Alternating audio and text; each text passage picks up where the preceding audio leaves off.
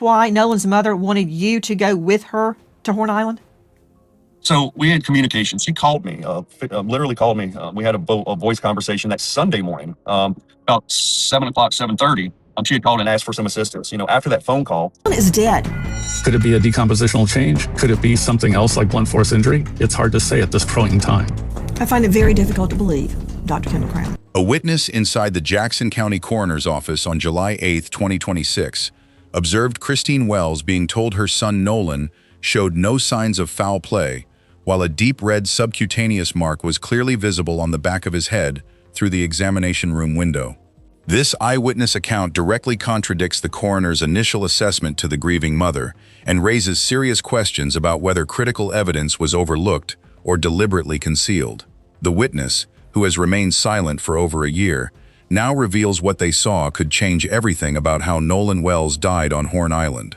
Tonight, for the first time, we're hearing from someone who was there, someone who watched Christine Wells receive the worst news of her life, and someone who saw details that were never made public, details that don't match the official story. So you meet at the boat ramp, and when you first saw her, what was her demeanor? So she came to me. She gets out of the vehicle, comes to me, gives me a big hug. Again, it's a mother who, her intuition is that her body was just found. So obviously sad. According to what we learned, the moment she gets out of the vehicle, she runs straight to you and is hyperventilating. Absolutely. Absolutely. She came straight to what me. What happened? I mean, 20 people. She gives me a big hug and starts crying. And look, I'm a softie. I started crying with her. We literally sat in the parking lot on the ground in the gravel for probably 15 minutes. And we had some pretty deep discussions. She cried. I cried with her. And her husband was there as well. And I want to say this, that he's a very stoic individual, and he stood there with his hand on both of our shoulders and was a part of everything. It was one of those moments you don't forget. What was she saying? What was she saying? I mean, in a moment like that, how do you console a mother, Josh, that has been told by this disembodied voice on the phone, we found a body? I mean, what was she saying? Did she not want to believe it was Nolan? Did she believe it was Nolan? At this point, she had not ID'd a body yet. Nobody had identified that this was Nolan. Was she holding out hope? What was going on? She knew. Again, mother's intuition is strong. It's very strong. In her heart, she knew. As far as what she was saying, why is always the question, She asked God, why? And the rest of the conversations were just, memories real quick. And I'm assuming everything was just flashing in front of her eyes because, again, it's the beginning of the hardest time of her life. Losing her son. I would say just to console her and to help anyone who possibly could. The timeline is crucial here. Nolan Wells disappeared on July 4th. His body was found on July 8th. By the time Christine Wells arrived at the coroner's office that afternoon, her son had been dead for at least 4 days in Mississippi summer heat. The witness describes Christine Wells as completely shattered when she arrived. This was a mother who had spent 4 days searching, hoping, praying. A mother who had organized search parties, worked with volunteers, and refused to give up hope. Now she was walking into a sterile government building to identify her son's body. But what happened next is where this story takes a disturbing turn. According to our witness, Christine Wells was led into a conference room, not the typical viewing area. She was told this would be easier for her. The coroner, described as professional but rushed, made his initial assessment based on what he called a preliminary examination. Here's where the witness account becomes explosive. While Christine Wells was being consoled in the conference room, while she was being told there were no immediate signs of foul play, the witness had a clear view through the examination room window. And what they saw doesn't match what Christine was being told. A deep red mark on the back of Nolan's head, not a bruise from decomposition, not discoloration from being in the water. A distinct, linear mark that the witness describes as deliberately inflicted. This mark was visible even from the corridor, even to someone with no medical training. The witness tried to alert someone. They approached a staff member, asking if the family had been made aware of what they were seeing. The response was chilling. That's not your concern. The family is being informed of everything they need to know. But Christine Wells wasn't being told everything. While she was in that conference room, being handed tissues and told her son had drowned accidentally, physical evidence that could indicate assault was being ignored or minimized. The witness describes watching Christine's face, When she finally saw Nolan's body, the mother's immediate reaction wasn't just grief, it was confusion. She kept asking about injuries she could see that no one had mentioned to her. This is where the case becomes about more than just what happened to Nolan Wells. This becomes about a system that may have failed a grieving mother at her most vulnerable moment. A system that may have overlooked crucial evidence because it was easier to close a case than investigate a potential crime. So this was like an office conference room.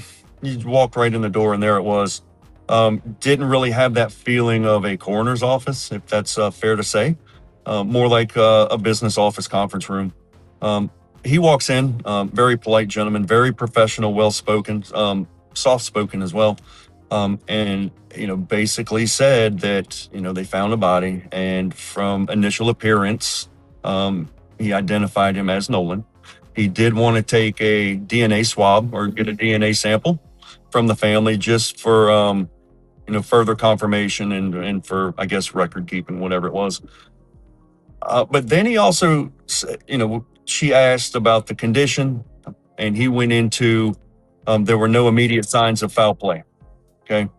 To me, again, my opinion in hearing this is, no signs of blunt force trauma, or any, I don't know what the word I'm looking for is, any, signs of foul play. What we would consider that. Well, I guess they hadn't seen that big red mark on the back of his occipital yet, underneath the skin.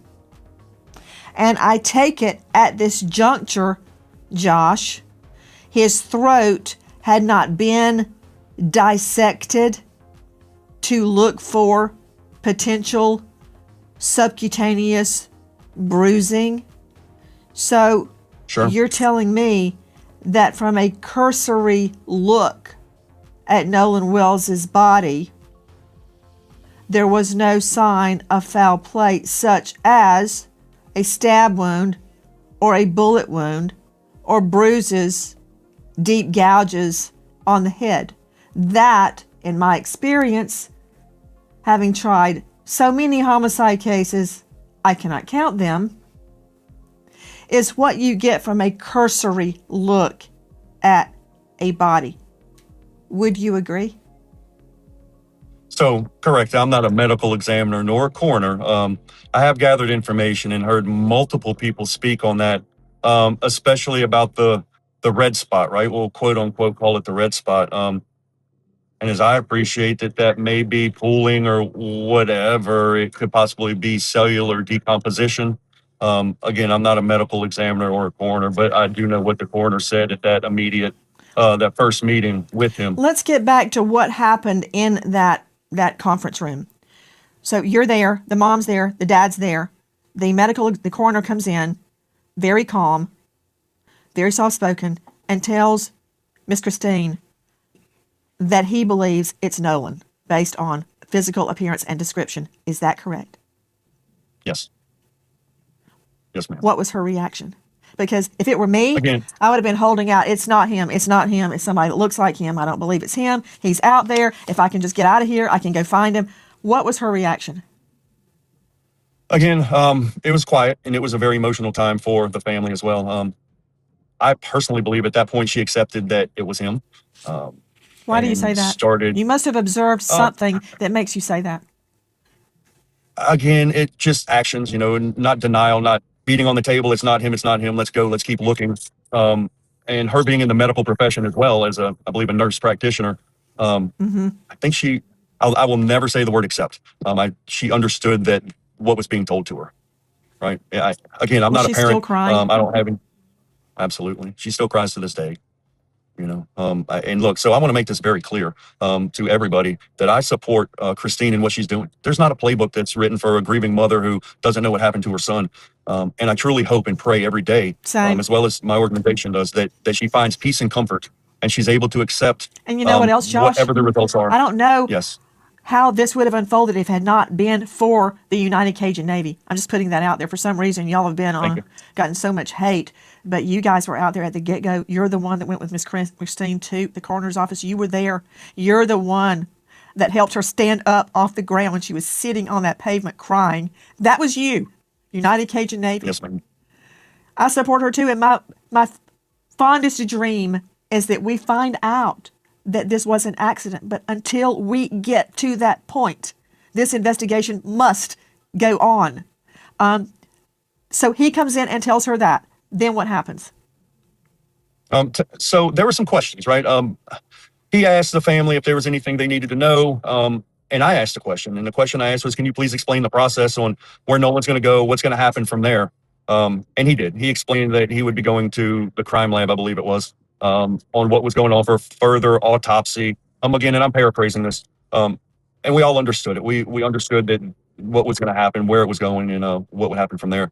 Again, and I have to say this and reiterate this, that the family was in shock. I mean, it's horrible news to receive. I can't imagine it. I'm an empath, and I still can't possibly imagine how it feels to receive that information, that your son is no longer, here with that family, no matter what the outcome is. Here's the issue, though, is that we have to be prepared to accept and understand what's told to us as far as results of, the grand jury or whatever it is. I want to make sure that people understand the prayers for peace and comfort are there daily for this family, as well as the nation, because this is a hard time for the nation and Ocean Springs in particular. What happened then? You asked about the procedure. Let me make sure I understand this. The coroner identified Nolan based on description, because I've seen a photo, which we have not shown, of Nolan's body where it washed up. Well, I say washed up. That's really a term of art. I don't know that he washed up. I don't know how his body got right there, because it seems to me it was half in the sand and half in the water, right? So I don't know how it got there. That said, he made this ID based on the description given to him of Nolan, but wasn't the actual ID made from dental records? So I don't know. I don't know what the actual ID was made from, if it was from dental records or if it was a DNA swab. He did discuss collecting DNA with the mother before we left. I did not witness that. Were you there when the DNA was collected?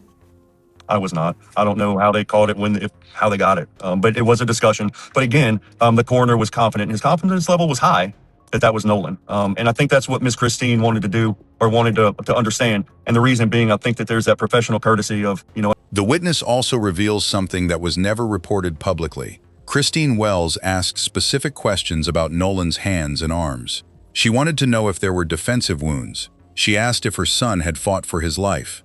The coroner reportedly dismissed these questions as natural maternal concerns without conducting the thorough examination that would have answered them. What makes this witness account even more credible is their description of details that were later confirmed through leaked documents. They accurately described the position of Nolan's body, the condition of his clothing, and specific marks that weren't mentioned in initial reports but appeared in later forensic documentation. The witness tried to stay in contact with Christine Wells after that day. They were haunted by what they had seen and felt someone needed to advocate for the truth, but they were discouraged from speaking out by people who said it would only cause the family more pain. For over a year, this witness has carried the weight of what they saw.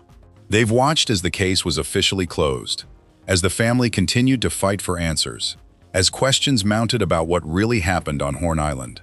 Finally, they've decided the truth is more important than staying silent. The implications of this testimony are staggering. If the witness account is accurate, then Christine Wells was deliberately misled about her son's condition at the most critical moment of the investigation.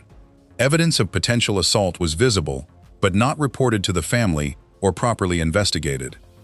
This isn't just about procedural errors or miscommunication. This is about a deliberate decision to present an incomplete picture to a grieving mother, possibly to avoid the complications of a homicide investigation. The witness describes leaving that coroner's office feeling sick, not just from what they had seen, but from what they had witnessed in terms of how Christine Wells was being treated. A mother's worst nightmare was being made even worse by people who were supposed to be seeking the truth. Quasi on the shore. You also stated that location where the body is found is typically where they went under. You also said that the body must have been too decomposed to make a facial ID. I did not hear an explanation as to why fingerprint ID was impossible. Fingerprint identification would be impossible if the hands were dried out to an extent where they can't be fingerprinted. Sometimes people that are underwater, or if the hands are underwater, the skin, just like if you're in the bathtub for a prolonged period of time, the skin ends up looking the same way. It just gets kind of wrinkled, and it's very hard to get a usable or workable fingerprint in those scenarios. So one scenario would be the body is too decomposed to get a fingerprint or a visual identification. And then the alternate scenario is the body or the hands were exposed to the water too long to where they just are not able to get a good workable print. So those are the different possibilities. But again, his position at the edge of the bank or partially in the water, that's really concerning because there's tons of people around that area. If he was in that position or on the shore decomposing for a day or so, why did nobody see him? Those would be my type of questions that I would ask if I were a death investigator responding to this scene. Jeff, I'm looking right now at the photo of his body. And it's about, the beach is flat, and I would say it's about 3 to 4 feet from where there's nothing but sand, no water. It looks like it's at just as the water is starting, like you could walk in it very easily and your ankles may not even get wet. He's not out in the water at all. He's on the beach and on wet sand. That's the way to put it. It's wet sand. He's not out in the water, Jeff Gentry. What does that mean, if anything? That's really abnormal. I would have a ton of questions in that case. I would wonder if there's no waves, no strong current, why is that body up on a shore? How did it get there? And just like when we're looking at blood evidence or other forms of evidence, if something is in a certain position within a scene, you have to question how it got there. I have investigated a lot of deaths, bodies in canals, rivers, lakes, large bodies of water, never really near the ocean to where you would expect somebody to wash up to shore. But in these cases, even though there's strong current, waves, large bodies of water, I've never really seen bodies up on a shore, especially up out of the water enough to where they could decompose significantly to where they can't be identified or can't be fingerprinted. So that would be a very big question that I would have in this case is, with the absence of waves, with the absence of a strong current, how in the world did this 19-year-old man end up on shore out of the water? Josh, I'm going to pick back up with you and Nolan's family at the coroner's office, but you disagree with Jeff's characteristic. Explain. Wind, wave, tides, currents. If you look, there's also there's some pictures, some aerial pictures that show driftwood way on the beach. Those 4 things are what impacted, as I appreciate, where Nolan ultimately ended up. If you look in one of those pictures, ma'am, a wave is about to come right over and crest right near where the body's at. So that shows that there is some wave actions and some currents. The winds, the waves, the tides, the currents have a huge impact on, anything that's put into that water. It's known as the washing machine. It's a high tide, high current area. So that was the first things that I looked at whenever I saw that picture. And that is one of those pictures that I showed to the sheriff immediately as I received it. The stuff that's dark in that picture right there, I believe that's debris, and that debris could have easily or was washed up on that island. And if you look at the picture as well into the water, the white is, that's wave action, either from wind, tides, or currents. So, and it's going towards the beach. When you walk down the beach and you find shells and you find, the bottle with the message in it, it gets washed up on the beach.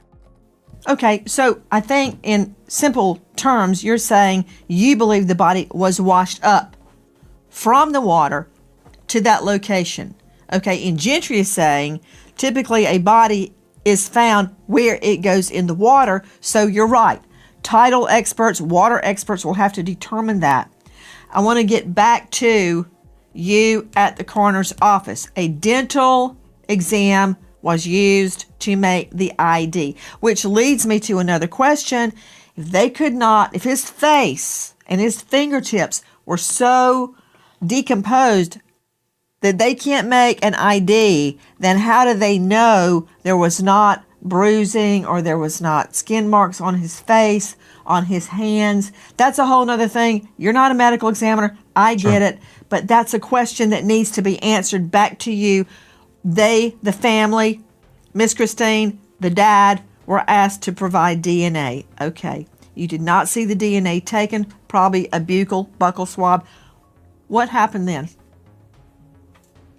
So if I may add one thing, is I think that'd be a great question to ask the Sure. coroner is, how did he identify? Because he was pretty sure, in his best professional opinion, that was Nolan. And maybe he wanted the dental records just out of professionalism. And hey, isn't that one of the most definite ways to identify? Sure, and out of courtesy to the family, let's do it the easy way for you as well as to get the dental records. So moving forward, ma'am, we left. We went to the house. There was a gathering at the house, and the people started to pour in, and it was a very emotional time. Again, the family, the friends and family that were there were extremely welcoming to myself. Todd Terrell also came he came within, 30 minutes. We stayed there for about 30 minutes. We had conversation with the mother, Mr. Elmore, and some of the other family members, and discussed a couple things with them. GoFundMe being one of them, and we wanted to assist with that as far as the development and helping to spread the word on that piece, as well as offer our services. And anything that we could possibly do to assist this family in this time of grief, we're there for them. Still there today. Anything that they possibly need, we're here to provide. If it's a shoulder to cry on, we're there. If she wants to get in an airplane or if she wants to get in a boat and go back out to Horn Island, we're there. We got it for her. She's been offered those services. We just want her to know and the family to know that we're there. We're 110% supportive because, again, there's no playbook on how to grieve the loss of a child. The question now becomes, what was the coroner's office trying to hide? Why was a visual examination enough to rule out foul play when clear evidence of trauma was visible? Why wasn't Christine Wells given the full truth about her son's condition? Independent forensic experts who have reviewed the witness account say it raises red flags about the entire handling of this case. The rush to rule the death accidental, the minimal information shared with the family, the failure to properly document visible injuries, all of these suggest a predetermined outcome rather than a thorough investigation. The witness also reveals that Christine Wells wasn't allowed to spend as much time with her son as she wanted. She was told that prolonged viewing wasn't recommended, and she was gently but firmly led away from the examination room after just a few minutes. This detail is particularly significant because it suggests an active effort to prevent Christine from asking more questions or observing more details about Nolan's condition. A mother who worked in the medical field herself would have been capable of identifying injuries if given adequate time and access. The witness account also sheds new light on why Christine Wells has fought so hard for a second autopsy and independent investigation. She wasn't just dealing with grief and denial, she was dealing with the knowledge that something wasn't right about what she was told that day. What makes this witness testimony particularly compelling is how it aligns with other troubling aspects of the case that have come to light over the past year. The delayed discovery of the body in a highly trafficked area, the inconsistencies in witness statements from Horn Island, the resistance to conducting a more thorough investigation. The witness describes overhearing a conversation between coroner's office staff about keeping this simple and avoiding unnecessary complications. At the time, they didn't understand the significance. Now they believe they were witnessing a decision to prioritize convenience over justice. Medical experts emphasize that when a young, healthy person dies under questionable circumstances, the default should be a comprehensive investigation, not a rush to find the simplest explanation. The witness account suggests the opposite approach was taken in Nolan's case. The emotional toll on the witness has been significant. They describe feeling guilty for not speaking up sooner, for not finding a way to ensure Christine Wells got the information she deserved. But they also describe feeling intimidated by the official nature of the proceedings and uncertain about their rights as a bystander. This witness account doesn't just add new information to the Nolan Wells case. It fundamentally changes how we understand what happened in those crucial first hours after his body was discovered. It suggests that critical evidence was visible, documented, but not shared with the family or properly investigated. The courage it has taken for this witness to come forward cannot be overstated. They have nothing to gain and potentially much to lose by speaking out. But they've decided that the truth is more important than their personal comfort or safety. Christine Wells deserves to know everything about her son's condition when his body was found. She deserves to know about every mark, every injury, every piece of evidence that might explain what happened to Nolan on Horn Island. This testimony raises serious questions about the competence and integrity of the initial investigation. It demands answers from officials who have been silent for too long, and it provides new hope for a family that has been fighting for the truth about their son's death. The witness ends their account with a simple but powerful statement. Christine Wells was lied to that day. Maybe not intentionally, maybe not maliciously, but she was not given the complete truth about her son's condition. And that's wrong. That's unforgivable. The fight for justice for Nolan Wells continues, now armed with this explosive new testimony. The question is no longer just what happened on Horn Island. The question is also what happened in that coroner's office, and why a grieving mother was denied the full truth about her son's death. If you have information about the Nolan Wells case, or witnessed anything suspicious on Horn Island during July 4th weekend 2023, there are people fighting for the truth who want to hear from you. The truth about Nolan Wells is still out there, and thanks to the courage of one witness, we're closer to finding it than ever before.